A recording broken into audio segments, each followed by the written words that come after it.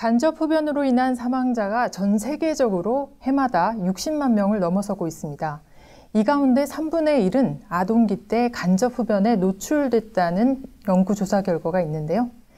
이달 31일부터 아동시설 주변에서 흡연을 하다 적발되면 10만 원의 과태료를 부과하게 됩니다. 자세한 내용 살펴보겠습니다. 보건복지부 정영기 건강증진과장님 자리에 함께 하셨습니다. 안녕하세요. 네, 안녕하십니까. 네, 어린이 교육기관은 현재 실내 공간만 금연시설로 구역이 정해져 있고 앞으로는 주변 지역으로 확대된다 이렇게 이해하면 될까요? 자세한 설명 부탁드립니다. 예, 정부는 비흡연자의 간접 흡연 예방을 위해서 공중이 이용하는 공중이용 시설에 대해서 금연구역으로 지정을 하고 이를 지속적으로 확대해 오고 있습니다. 2012년부터 어린이집, 유치원, 그다음에 학교 등도 금연구역으로 지정을 해오고 있습니다. 금연구역에서 흡연을 하면 제대로 된 처벌을 받을 수 있도록 하는 것도 중요할 것 같습니다.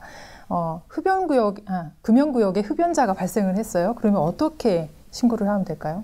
예, 일단 금연구역 내에서 흡연을 하게 되면 최대 10만 원 이하의 과태료를 부과받게 됩니다.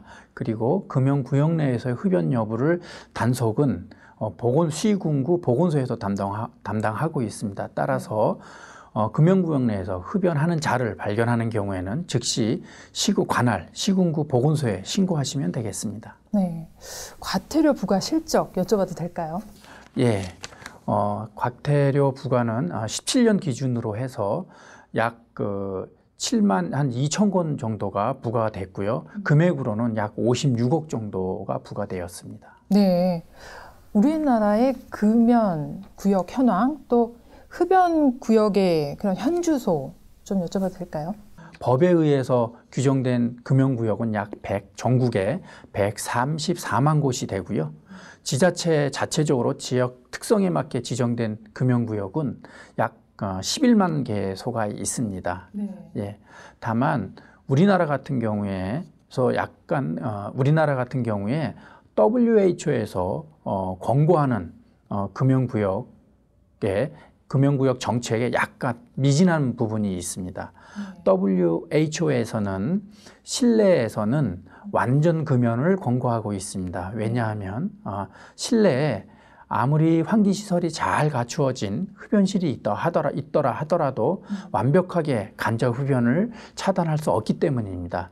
하지만 우리나라 같은 경우에 실내 금연구역인 경우에는 흡연실을 별도로 설치할 수 있도록 되어 있습니다.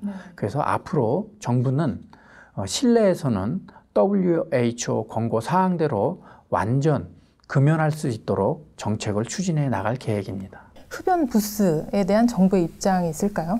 예, 담배 폐로부터 국민의 건강을 보호하기 위해서 흡연을 예방하고 또 흡연자에게는 금연을 할 수 있도록 지원하는 정부로서는 현재 흡연실을 설치하는 것을 지원하는 것에 대해서는 좀 신중할 필요가 있다고 생각을 합니다. 네, 아이들이 많은 시간을 보내는 곳 중에 하나가 또 가정인데요. 이 가정, 특히 아파트에서는 이 흡연 갈등이 이웃 간의 불화로 이어지는 경우가 종종 있거든요. 어떤 제도적으로 이렇게 해결할 수 있는 보완책이 있을까요? 2016년 또 9월부터는 그 아파트 세대원의 반 이상이 동의하면 아파트 내를 금연구역으로 지정을 해서 금연 아파트 제도가 시행이 됐습니다. 또한 작년부터는 그 세대 내에서 담배 간접 흡연 때문에 민원이 발생하는 경우에 아파트 관리 주체가 적극 개입을 해서 흡연 중단을 권고하거나 분쟁의 흡연 사실을 확인할 수 있도록 하는 제도를 시행하고 있습니다. 이를 통해서 적극적으로 아파트 내에 간접 흡연에 따른 민원 발생을 최소화하고 있습니다. 흡연 문제, 특히 아동들의 간접 흡연 문제는 에티켓을 넘어서 생존권과 직결되기 때문에 엄중히 다뤄야 할 중요한 문제입니다. 서로 배려하는 마음이 중요한 만큼 흡연자들은 좀 더 세심하게 신경을 쓰셔야겠습니다. 지금까지 보건복지부 정영기 건강증진과장님과 함께 이야기 나눴습니다. 오늘 말씀 고맙습니다. 네, 감사합니다. 감사합니다.